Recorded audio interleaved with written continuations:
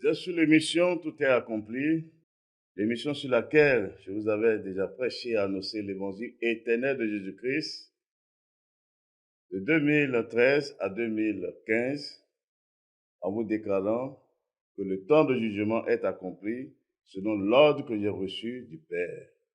Apocalypse 14, verset 6 à 7 est accompli, et nous voici dans l'heure de la vérité.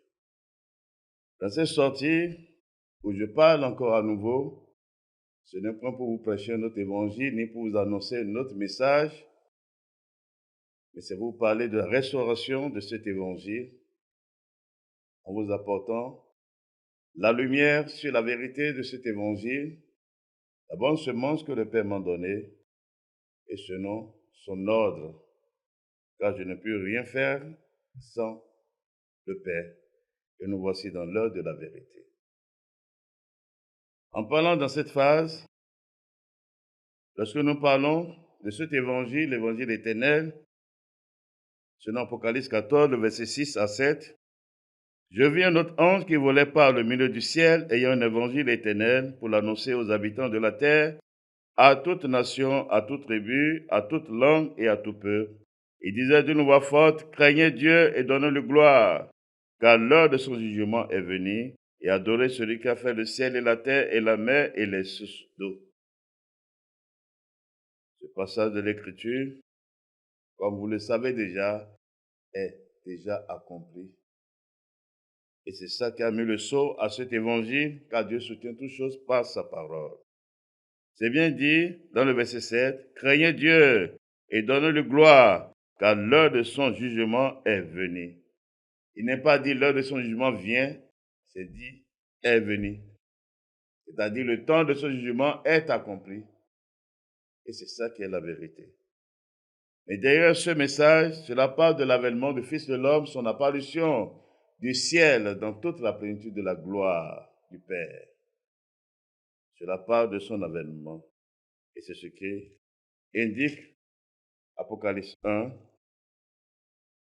le verset 7. Voici, il vient avec la nuée et tout œil le verra, même ceux qui l'ont percé et toutes les tribus de la terre se lamenteront à cause de lui. Oui, amen. C'est de ça qu'il s'agit. L'apparition du Fils de l'homme du ciel, sa troisième venue, c'est de ça qu'il s'agit.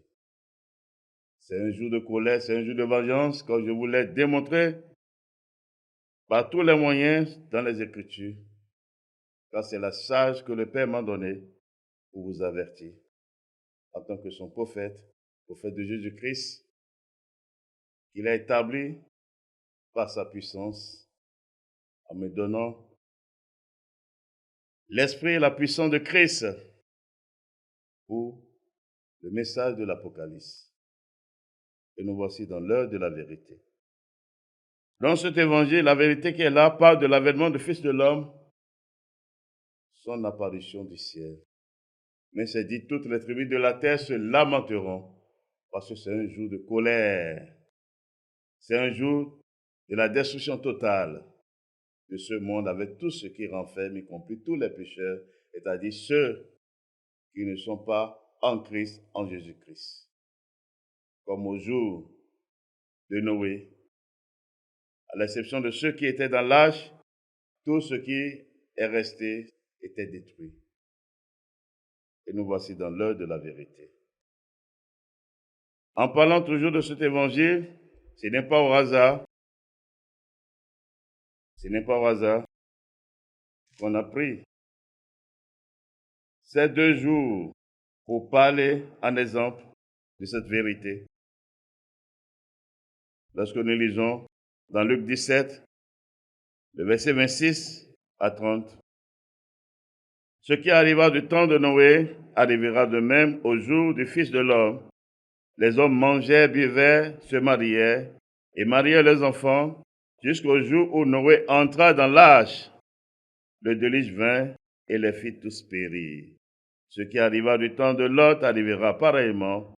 Les hommes mangeaient, buvaient, achetaient, vendaient, plantaient, bâtissaient. Mais le jour où Lot sortit de Sodome, une pluie de feu et de souffle tomba du ciel et les fit tous périr. Et le verset 30, il en sera de même le jour où le Fils de l'homme paraîtra.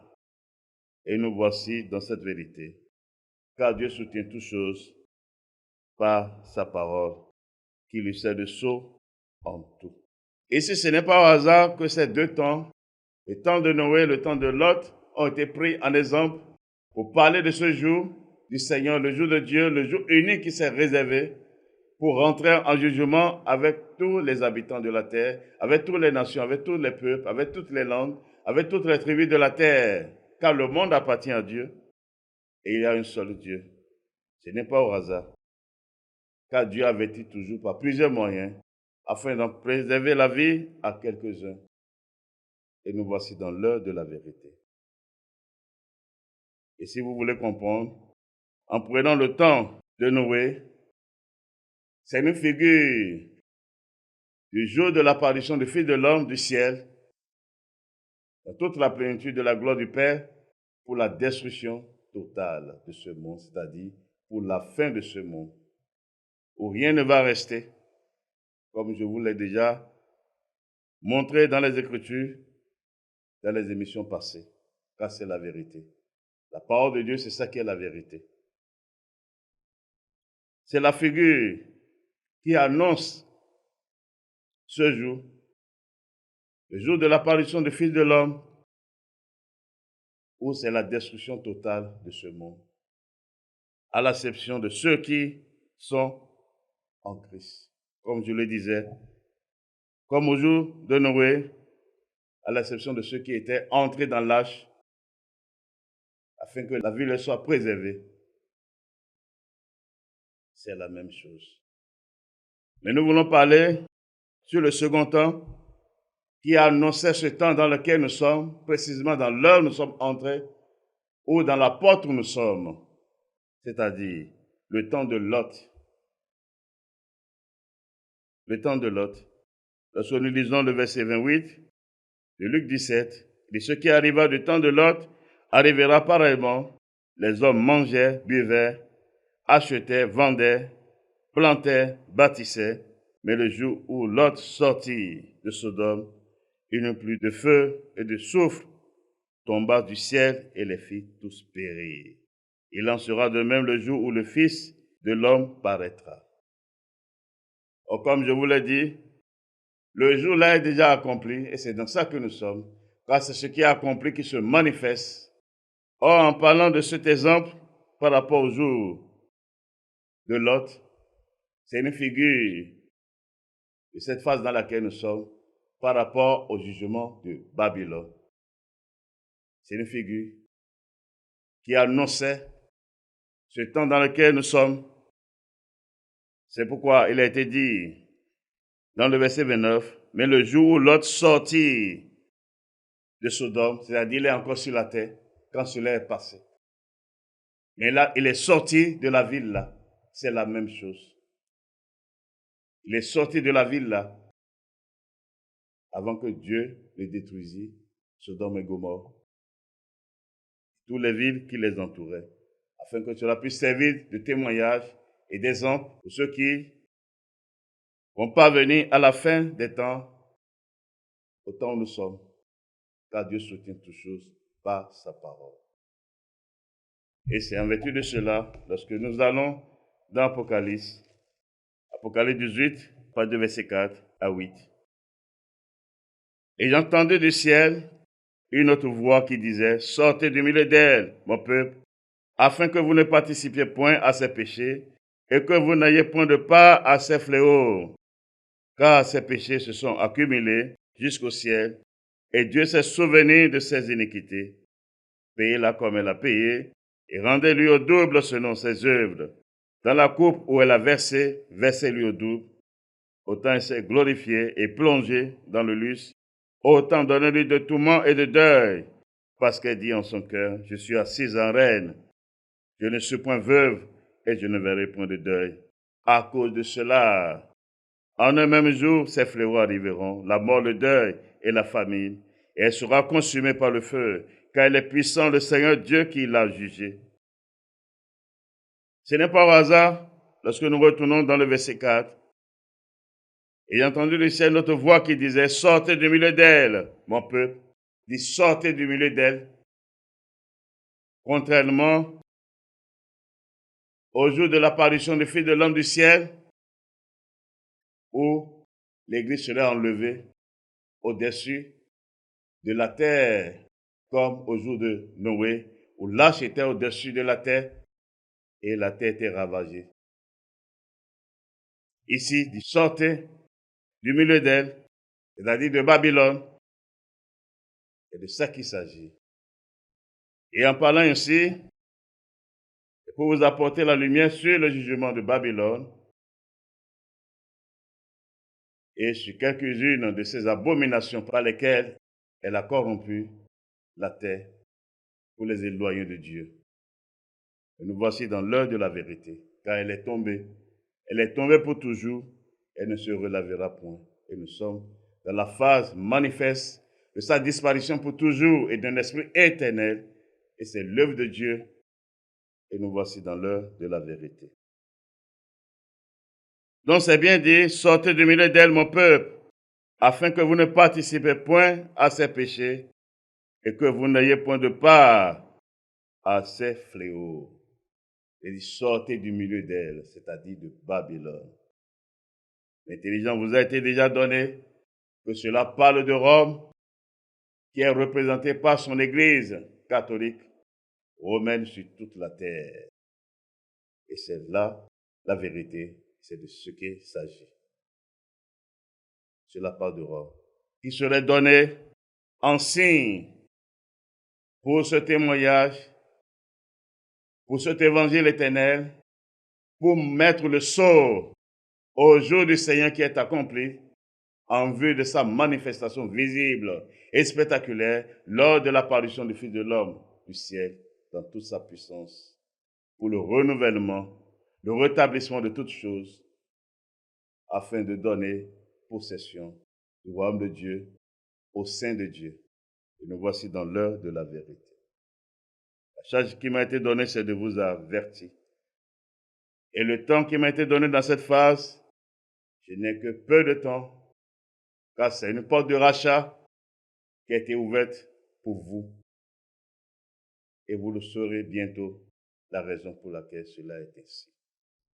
Car Dieu est fidèle, c'est lui qui a promis de sauver, de délivrer, et c'est en lui seul que se trouve le salut et la délivrance, et la vérité en plus. Et nous voici dans l'heure de la vérité. Donc, en parlant du jugement de Babylone, je vous ai déjà donné l'intelligence, le verset 8.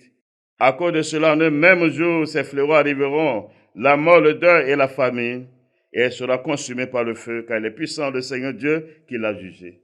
Le jugement de Babylone est en deux temps. Le premier temps, c'est-à-dire la première phase, c'est ça. Il dit, à cause de cela, en un même jour, ces fléaux arriveront, la mort, le deuil et la famine. C'est ça qui a été manifeste sur toute la terre en 2020.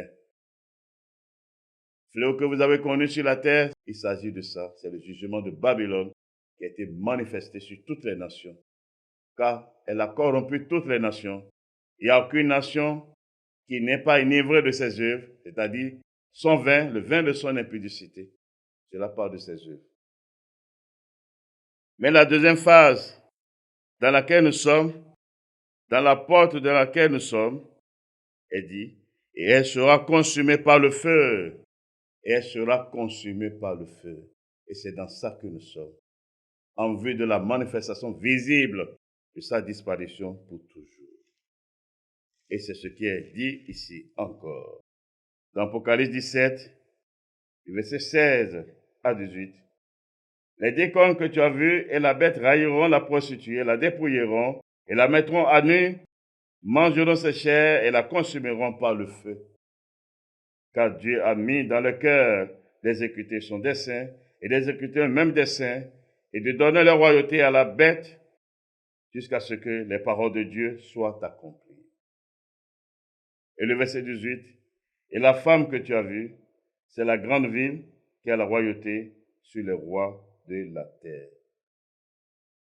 Cette femme dont il s'agit Selon les Écritures, c'est la grande ville. Quelle est la grande ville? C'est Rome, qui a la royauté sur tous les rois de la terre, car ce n'est pas là que le monde est dirigé. Et c'est sa justice qu'elle impose au monde. La preuve, le calendrier de ce monde que nous utilisons, c'est sa justice. En imposant ces fêtes abominables pour corrompre toute la terre, elle impose cela. Et tous les rois de la terre, c'est-à-dire les dirigeants de la terre, sont soumis à cela parce qu'elle avait la domination sur eux tous. Mais celui qui lui avait donné cette domination lui a déjà retiré cela. Elle est tombée pour toujours en 2013. Il lui a retiré son trône. Elle a été précipitée à terre et ne pourra plus se relever. Et nous sommes rentrés dans la phase manifeste de son jugement. Et c'est la première phase qui est, vous avez vu, nous sommes dans la dernière phase en vue de rentrer dans l'ère de l'Antéchrist pour la manifestation de la fin de toutes choses. Et c'est là la vérité. Donc, il s'agit ici des cornes de la bête, c'est-à-dire ses alliés qui seront dans les alliances avec lui, qui feront la guerre à Babylone pour la dégager, afin que les desseins de Dieu s'accomplissent, c'est-à-dire la bête puisse apparaître sur la tête de ce monde. Parce que tant que Babylone est là, ce n'est pas possible. Je vous l'ai démontré avec les Écritures. Et c'est dans ça que nous sommes, dans cette phase où nous sommes entrés. Ça fait partie des raisons principales où le Père m'a précipité au dehors pour vous sortir, pour que vous puissiez sortir de là comme au jour de Lot. Si vous ne sortez pas de Rome, si vous ne sortez pas de son Église, vous serez détruits. Vous servez d'exemple à ce jour dans cette heure. Car cela est déjà accompli. Il n'y a aucune prière, il n'y a rien pour y remédier à cela. C'est impossible, c'est oui et amen. Et nous voici dans l'heure de la vérité.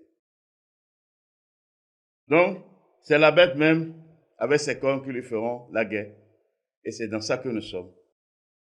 Vous allez voir bientôt, et c'est là déjà, où certains dirigeants vont se donner main d'association pour se retourner contre elle. Quand vous n'avez jamais vu, c'est là la vengeance de Dieu sur elle. Pour la manifestation visible de la justice de la cause de ces saints. C'est eux qui vont la détruire, la déchirer complètement, l'incendier, et il ne restera plus rien là. Et nous voici dans l'heure de la vérité. C'est pourquoi il est écrit dans Apocalypse 18, le verset 1. Après cela, je vis descendre du ciel un autre ange qui avait une grande autorité, et la terre fut éclairée de sa gloire. Il cria d'une voix forte, disant, elle est tombée, Babylone la grande. Elle est devenue une habitation de démons, un repère de tout esprit impur, un repère de tout oiseau impur et odieux, parce que toutes les nations ont bu du vin de la fureur de son impudicité, et que les rois de la terre se sont livrés avec elle à l'impudicité, et que les marchands de la terre se sont enrichis par la puissance de son luxe. Et dans sa manifestation que nous sommes, car elle est tombée déjà. Mais la cause a été donnée, c'est elle qui a corrompu toute la terre, toutes les nations, tous les rois de la terre.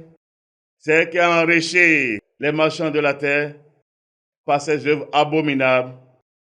C'est pourquoi personne ne peut parler, parce que chacun a son intérêt, ses profits dans ces abominations qu'elle organise sur la terre, pour plonger le monde dans les ténèbres. Mais le verset 4 dit, « Et j'ai entendu du ciel une autre voix qui disait, sortez du milieu d'elle, mon peuple, afin que vous ne participiez point à ses péchés et que vous n'ayez point de part à ses fléaux. Car ses péchés se sont accumulés jusqu'au ciel et Dieu s'est souvenu de ses iniquités. » Dieu s'est souvenu parce que c'est Dieu qui l'a jugé. Ce n'est pas un homme. Et nous voici dans l'heure de la vérité. « Sortez du milieu d'elle. Sortez de Babylone. » c'est la vérité. C'est la vérité. Heureux et saint, ceux à qui l'oreille a été donnée d'écouter cela. Heureux et saint, ceux à qui il a été donné de comprendre cela pour échapper à cette ruine éternelle.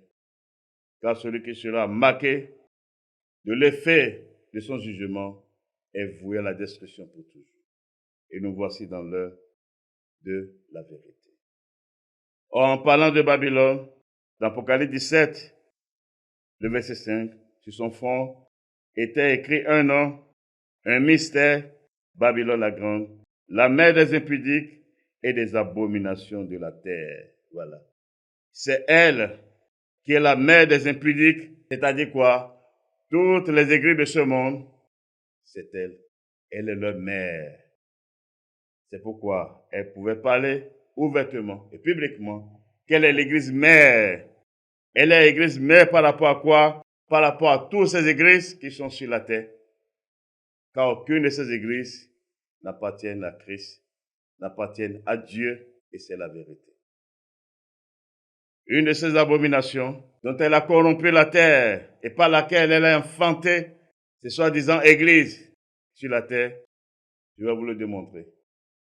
En annonçant la nouvelle alliance sur laquelle l'église de Dieu, l'église de Christ est établie, Dieu déjà, dans les temps anciens, en annonçant ce temps, il est dit dans Isaïe 66, le verset 1, « Ainsi par l'Éternel, le ciel est mon trône et la terre mon marchepied.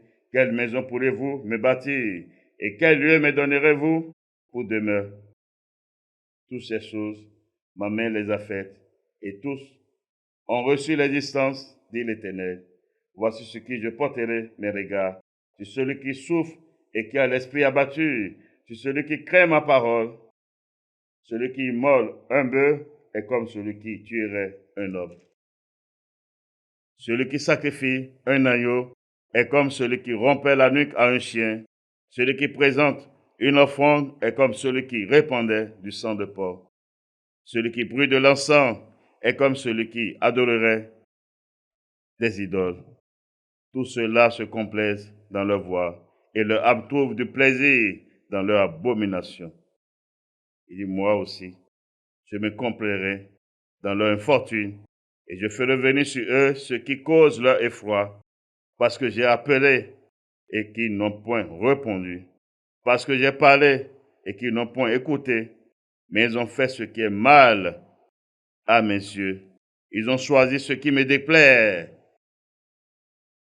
Dieu, c'est lui qui a amené la première alliance sur laquelle repose la loi de Moïse, où on parle de toutes ses œuvres, la construction du temple, les sacrifices d'animaux, les dîmes, les offrandes, l'encens, l'huile d'onction. Mais pour amener la nouvelle alliance, Dieu a dit non, il ne veut plus de ça. Il ne veut plus de ça. Il ne veut plus de ça. Mais la particularité de ce que nous voulons voir, c'est par rapport au lieu de l'adoration, par rapport au sanctuaire. Car c'est par ça qu'elle a pu corrompre toute la terre pour les éloigner de la vérité. Et c'est là l'apostasie. C'est là l'apostasie. Et nous voici dans l'heure de la vérité. Donc déjà Dieu, à qui appartient toutes choses, en annonçant la nouvelle alliance, il a monté, il a révélé sa pensée. Quelle maison pourrez-vous me bâtir? Tout ça là, c'est après la loi de Moïse. Tout ça là, c'est après la construction du temple que lui-même avait demandé. Et il disait, quelle maison pourrez-vous me bâtir? Et quel lieu me donnerez-vous pour demeure? C'est lui-même qui avait choisi Jérusalem. Et comme Dieu est dans sa parole, et il n'y a point de contradiction en lui, nous allons lire dans Jean 4. Mais pour bien comprendre ce que nous voulons dire, lisons le verset 21. Femme, lui dit Jésus, crois-moi, l'heure vient où ce ne serait ni sur cette montagne, ni à Jérusalem, que vous adorerez le Père. Parce que Dieu n'est plus dans cette adoration. Au commencement, avant d'amener la loi de Moïse, les Abraham, c'était sur les montagnes qu'ils adoraient Dieu, selon que Dieu les indiquait. Ce n'est pas même qui choisit les montagnes qu'il veut, c'est Dieu même qui les conduisait, qui les montrait là où il doit l'adorer.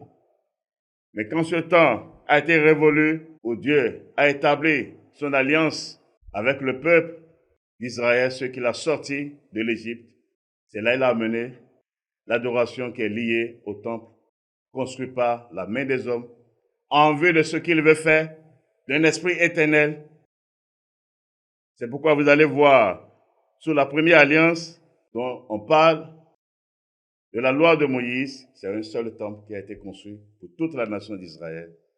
Craignez Dieu. C'est un seul temple. Posez-vous la question pourquoi Dieu n'a pas permis qu'il y ait des temples dans chaque ville, qu'il y ait des temples dans chaque rue, qu'il y ait des temples dans chaque quartier, qu'il y ait des temples dans chaque village. Est-ce en les temps, il n'y a pas de villes? Est-ce en les temps, il n'y avait pas de rues? Est-ce en les temps, il n'y avait pas de villages? Craignez Dieu. Dieu est dans sa parole. C'est un seul temple pour tout Israël. Pour tous les 12 tribus, c'est un seul temple. Il doit monter et un seul lieu d'adoration qui était Jérusalem.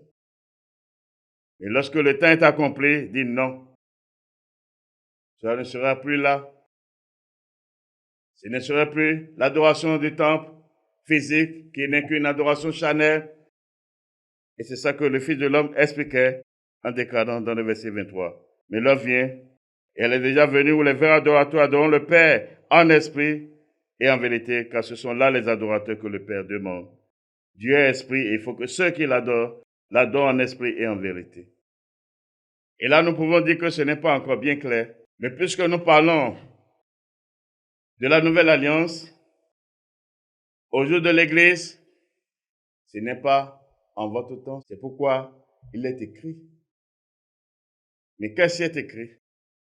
Lorsque nous lisons, qu'est-ce qui est écrit? Dans Acte 17, le verset 24. Le Dieu qui a fait le monde et tout ce qui s'y trouve, étant le Seigneur du ciel et de la terre, n'habite point dans des temples faits de mains d'hommes. Il n'est point servi par des mains humaines, comme ils avaient besoin de quoi que ce soit. Lui qui donne à tous la vie, la respiration et toutes choses. Voilà la vérité. Dit le Dieu qui a fait le monde et tout ce qui y trouve, étant le Seigneur du ciel et de la terre, n'habite point dans des temples faits de mains d'hommes. Le Dieu, le Créateur, lui n'habite point. C'est écrit dans vos Bibles parce qu'il l'a annoncé. C'est pourquoi au jour de l'Église, l'intelligence a été donnée à l'Église de Dieu de comprendre ce mystère. Lorsque nous lisons dans 1 Corinthiens 3, le verset 16, « Ne savez-vous pas que vous êtes le temple de Dieu et que l'Esprit de Dieu habite en vous? » Le temple de Dieu, c'est les croyants qui forment le corps de Christ. Car c'est le corps de Christ qui est le temple de Dieu, qui n'est pas fait de mains d'hommes, que Dieu même a fait pour y habiter par son esprit. Voilà la vérité. C'est pourquoi il est dit dans votre Bible, car la loi a été donnée par Moïse, la grâce et la vérité sont venues par Jésus-Christ. Voilà la vérité. Et toute l'écriture, c'est en Christ. Et quand nous parlons de Christ, c'est la nouvelle alliance d'un esprit éternel. Parce qu'après cette alliance, il n'y a point d'autre alliance. Nous voici dans l'heure de la vérité. Ils ne savent pas que vous êtes le temple de Dieu. Ils ne parlent pas aux quatre murs, mais parlent aux saints. Ils parlent à l'Église, ceux qui ont reçu le don du Saint-Esprit. Et pourquoi il a ajouté que l'Esprit de Dieu habite en vous? Ce n'est pas dans les quatre murs, mais en eux. Mais en eux. Car c'est là le mystère de Dieu, le mystère de sa volonté qui a été révélé manifeste, à savoir Christ en ses saints. Car c'est encore lui, l'Esprit. L'Esprit Saint. 2 Corinthiens 3, le verset 17. C'est le Seigneur lui-même. Et nous voici dans l'heure de la vérité. Donc cette vérité a été révélée pour l'Église C'est pourquoi vous n'allez pas voir l'Église élever un bâtiment quelconque pour appeler sanctuaire, car le mystère a été révélé avant ces temps, déjà dans les prophètes. Dieu, en annonçant ce jour, il a parlé. Et ce qu'il a dit, c'est la vérité. C'est la vérité. Lorsque nous lisons dans Isaïe 8, le verset 13, c'est l'Éternel des armées que vous devez sanctifier, c'est lui que vous devez craindre et redouter. Et le verset 14, et il sera un sanctuaire, mais aussi une pierre d'achoppement, un rocher de scandale pour les deux maisons d'Israël, un filet, une piège pour les habitants de Jérusalem. Plusieurs trébucheront, ils tomberont, ils se briseront, ils seront enlacés et pris. Et le verset 16, enveloppe cet oracle, scelle cette révélation parmi mes disciples. C'est pour dire quoi? Dieu, en annonçant son apparition pour le salut de l'humanité, pour la gloire de ceux qui l'ont aimé. Le verset 14 dit, et il sera un sanctuaire. Il n'est pas dit, il fera un sanctuaire. Il sera, c'est-à-dire lui-même est le sanctuaire. C'est pourquoi cela a été révélé dans le livre de la fin des temps, l'Apocalypse, la parole de Dieu, l'héritage des saints. Cela a été révélé dans l'Apocalypse 21, le verset 22. Je ne vis point de temple dans la ville, car le Seigneur Dieu Tout-Puissant est son temple, ainsi que l'agneau.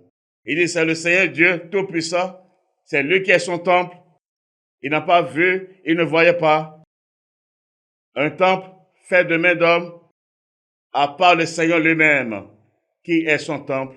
Voilà la vérité. Ce qui veut dire que si quelqu'un construit un sanctuaire quelconque, pour dire que c'est pour Dieu, pour dire que c'est pour son adoration, c'est de l'idolâtrie. C'est l'esprit de l'Antéchrist. C'est l'esprit de l'Antéchrist. Mais ce n'est pas étonnant, car Dieu est dans sa parole. Lorsque nous lisons dans 2 Timothée 4, le verset 3, car il viendra un temps où les hommes ne supporteront pas la saine doctrine, mais ayant la démangeaison d'entendre des choses agréables, ils se donneront une foule de docteurs selon leurs propres désirs, détourneront l'oreille de la vérité et se tourneront vers les fables. C'est ça l'apostasie dont il s'agit dans 2 Thessaloniciens 2, précisément le verset 3, qui doit arriver, l'apostasie, l'abandon de la foi. C'est ça. Parce qu'il n'y a aucune vérité de la foi chrétienne, de la doctrine de Christ qui dit de construire un temple pour Dieu, d'élever les 4 murs pour Dieu. Non. De choisir un lieu d'adoration pour Dieu, consacré pour Dieu. Non. C'est Babylone qui a amené cette abomination. Après avoir combattu la véritable Église, croyant les faire disparaître, car c'est elle qui a versé le sang des apôtres pour se faire passer maintenant pour l'Église de Dieu sur la terre. Pour preuve, l'Église n'a pas commencé à Rome, c'est à Jérusalem que l'Église a commencé. C'est à Jérusalem que l'Église a fait son apparition par la promesse de Dieu, par sa puissance, et non à Rome. L'Église de Rome n'est pas l'Église de Dieu. Ce n'est pas l'Église de Dieu. Dieu a une seule Église. Pour qu'on en parle première Église, non. Dieu a une seule Église. Dieu a une seule Église, car il y a une seule foi.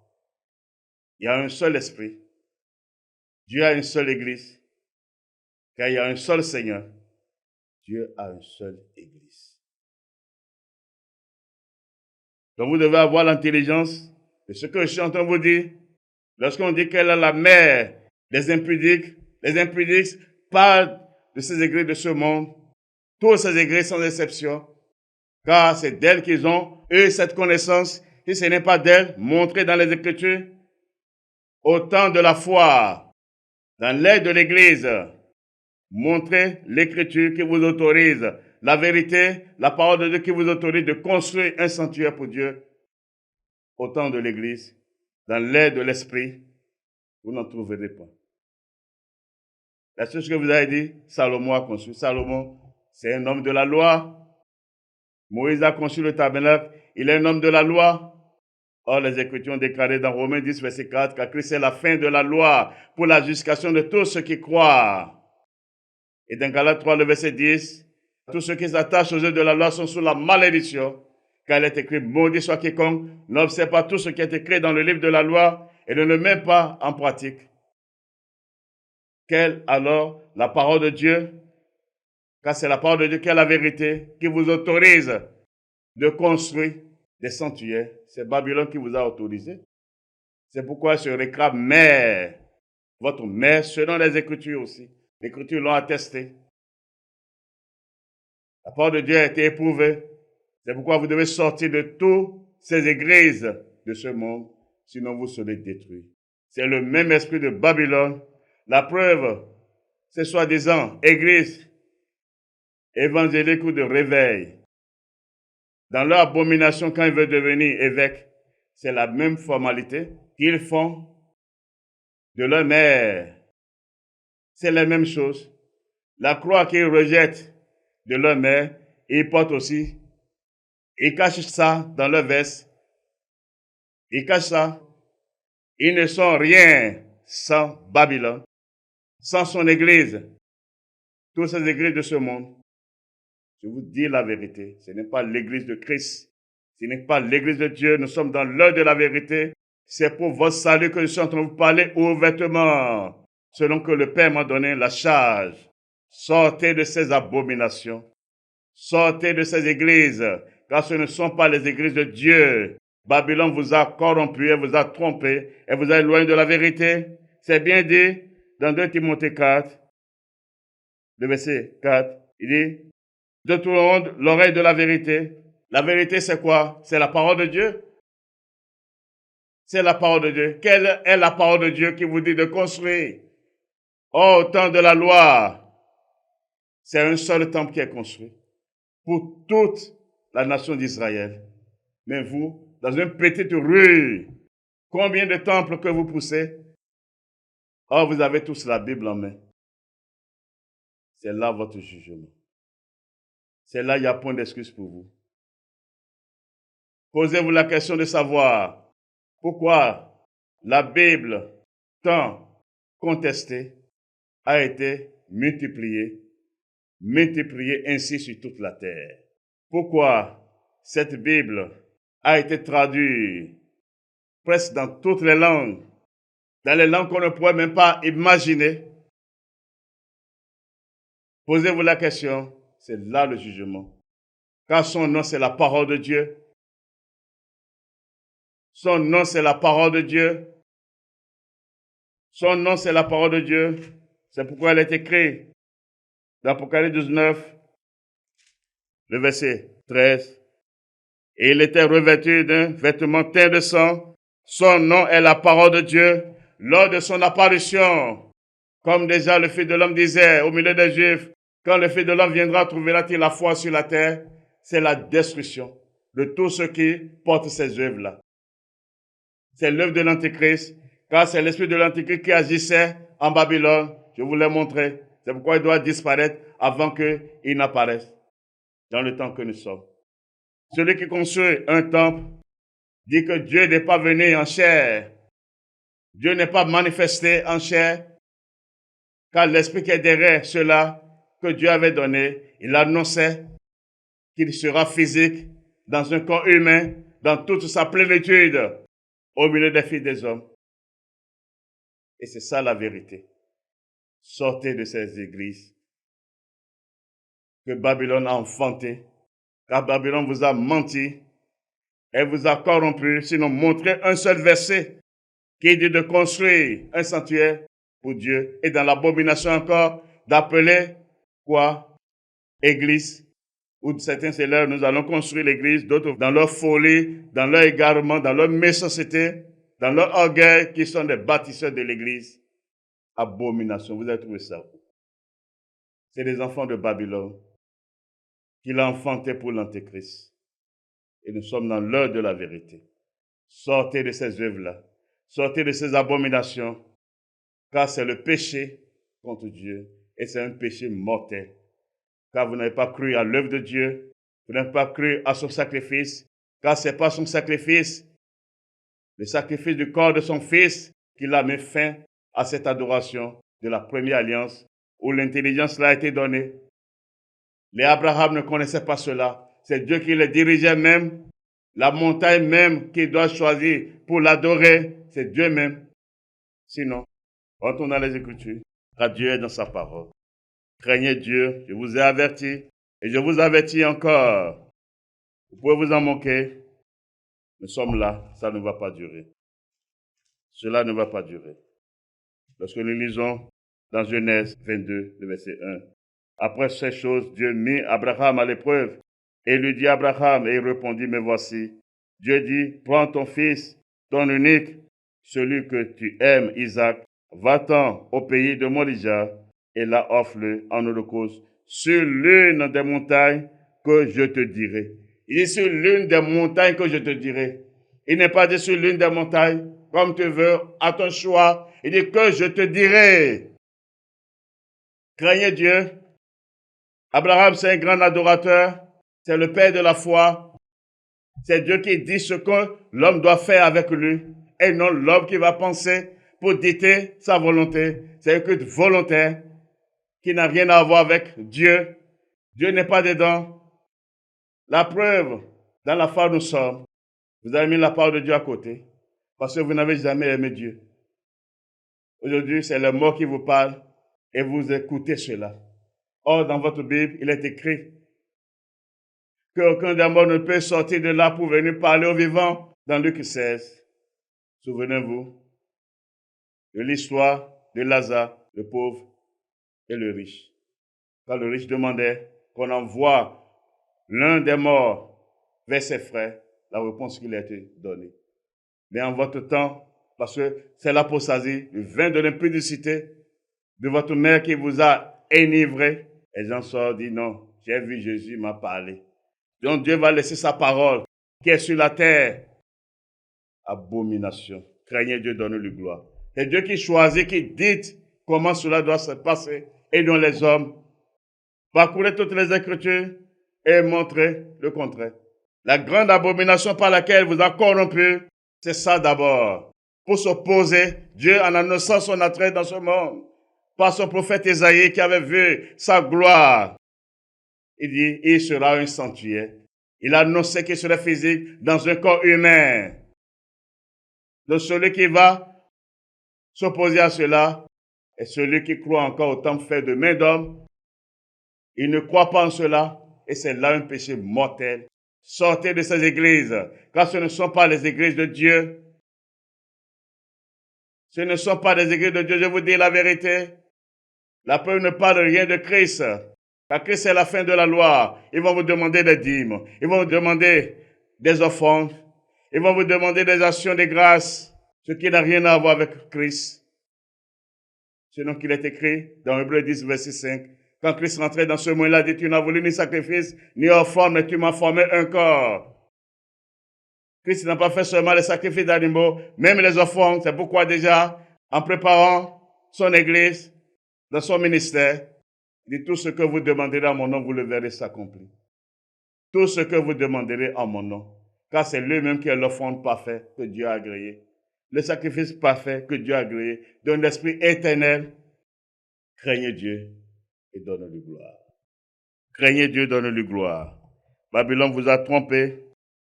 Babylone vous a menti.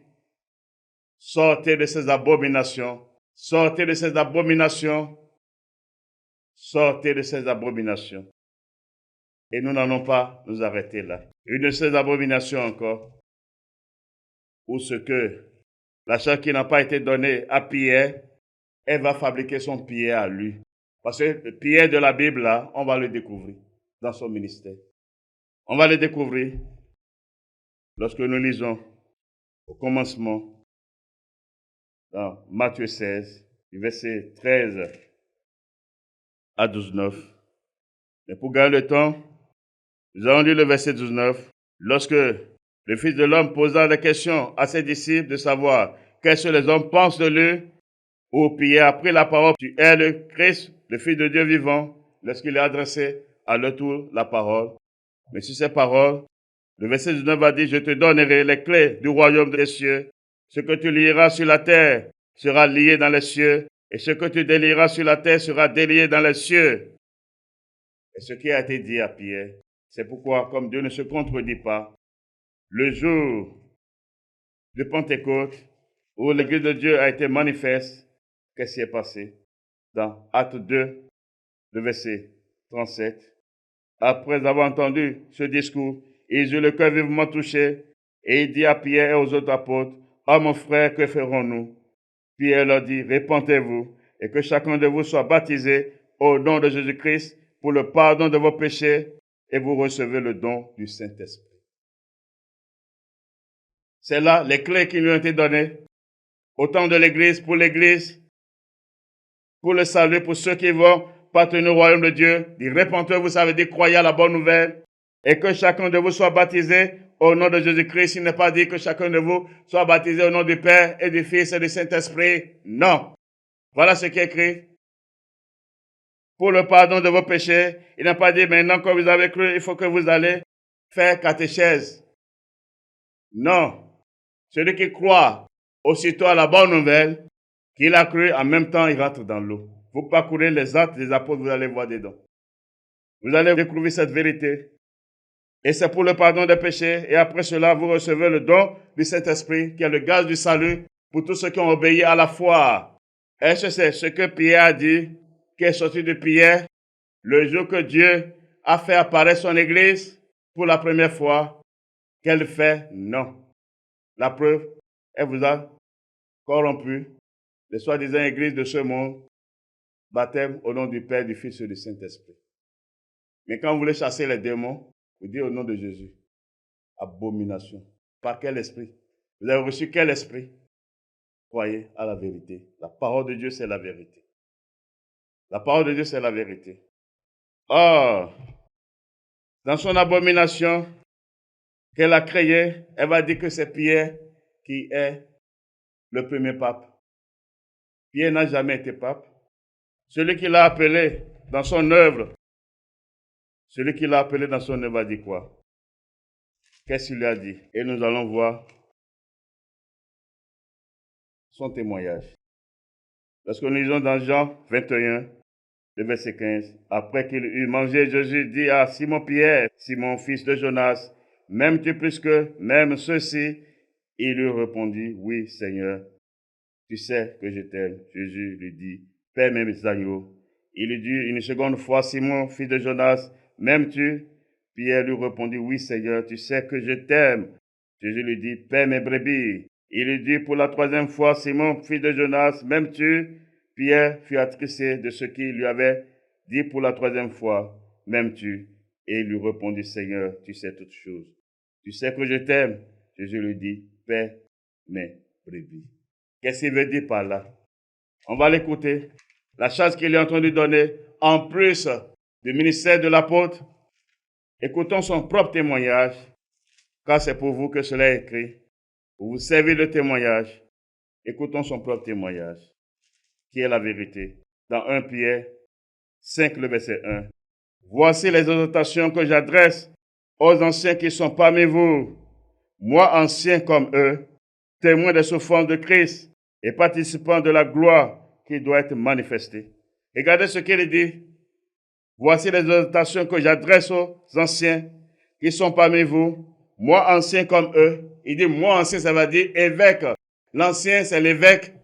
Moi évêque comme eux. Il est établi évêque. Le premier évêque de l'église de Christ, c'est Pierre. Mais c'est sur Jérusalem. Il est évêque. C'est Babylone qui a créé son abomination pour parler du Père Saint. Il n'est jamais Père Saint. Il n'a jamais été établi pape. Ce n'est même pas dans la Bible. Il a rendu son témoignage qu'il est ancien comme eux. Qu'il est ancien comme eux. Et voilà la vérité qui est digne d'être reçue. Si encore l'amour de Dieu est en vous, regardez ce que disent les Écritures. Regardez ce que disent les Écritures. Car vous avez tous la Bible chez vous. 1 Timothée 3, le verset 1. Cette parole est certaine. Si quelqu'un aspire à la charge d'évêque, il désigne une œuvre excellente. Il faut donc que l'évêque soit irréprochable, mari d'une seule femme, sobre, modéré, réglé dans sa conduite, hospitalier, propre à l'enseignement. Il faut qu'il ne soit ni adonné au vin, ni violent, mais indulgent, pacifique, désintéressé. Il faut qu'il dirige bien sa propre maison et qu'il tienne ses enfants dans la soumission et dans une parfaite honnêteté. Car si quelqu'un ne sait pas diriger sa propre maison, comment prendra-t-il soin de l'Église de Dieu? L'évêque de Dieu, l'évêque de la foi chrétienne, la foi en Dieu, selon la parole, doit être marié à une seule femme. Il doit être marié, mais Babylone va dire non, en tenant la Bible en main. C'est écrit dans vos Bibles. C'est écrit dans vos Bibles. Mais il va dire que c'est Pierre, qui est quoi? Son pape, le premier pape. Or, selon les Écritures, Pierre, c'est évêque. Et il est établi sur Jérusalem, car lorsque nous regardons le témoignage qui est rendu par Paul, lorsqu'il a reçu son ministère, il voulait se rendre où? Galates 1, le verset 18. 3 ans plus tard, je montais à Jérusalem pour faire la connaissance de Céphas, c'est-à-dire Pierre, et je demeurai 15 jours chez lui. Pierre réside où? À Jérusalem. C'est là qu'il a été établi évêque. Quand vous lisez encore dans Actes 15, vous allez voir cela. C'est du mensonge. Sortez de là, sinon vous serez détruits. Elle n'est pas une référence de Dieu. Alors c'est ça, la référence de toutes ces églises de ce monde. C'est pourquoi il dit que l'église mère, sortez de là, sortez du milieu d'elle, sortez de toutes ces églises. Car c'est toujours Babylone. Toutes ces églises que vous voyez, c'est toujours les œuvres de Babylone, c'est les filles de Babylone. Et nous voici dans l'heure de la vérité. Sortez de là, sinon vous serez détruits. Sortez de là, sinon vous serez détruits. Si le Père m'a donné cette charge de sortir à nouveau, c'est pour vous avertir. C'est pour vous avertir. Car nous sommes déjà là pour la manifestation de sa disparition. Car c'est là la vengeance de Dieu. C'est là la vengeance de Dieu. Apocalypse 18, le verset 4. Et j'ai entendu du ciel une autre voix qui disait, sortez du milieu d'elle, mon peuple, afin que vous ne participiez point à ses péchés, et que vous n'ayez point de part à ses fléaux, car ses péchés se sont accumulés jusqu'au ciel, et Dieu s'est souvenu de ses iniquités. Sortez du milieu d'elle. Sortez de toutes ces églises. Sortez de Rome, de la ville même. Car c'est là le jugement de Dieu. C'est là sa vengeance, sa destruction, sa disparition pour toujours. Dans cette phase nous sommes. C'est là la vengeance de Dieu qui va lui demander le compte du sang de ses serviteurs qu'elle a versé selon Apocalypse 12, 9. Tout est écrit. C'est pourquoi il n'y a pas d'excuse pour vous. Craignez Dieu, sortez de là. Sortez de là. Nous sommes déjà dans la porte de la manifestation de la dernière phase. L'Antéchrist est là. Ses alliés sont déjà en train de se rallier à lui. Et vous verrez maintenant la manifestation du zèle de Dieu, la manifestation de la vengeance de Dieu sur elle, sur Babylone, sur Rome, la disparition pour toujours de son Église et de toutes ses filles. Sortez de là, sinon vous allez périr. Je vous ai parlé en tant que prophète de Jésus-Christ. Je vous ai parlé en tant que le messager de l'Apocalypse, car c'est le Père qui m'a donné cette charge, avec l'esprit et la puissance de Christ. Et nous voici dans l'heure de la vérité. Que celui qui a d'oreilles pour écouter, écoute. Que celui à qui il a été donné de comprendre, comprenne cela. Nous sommes venus à la fin de cette émission.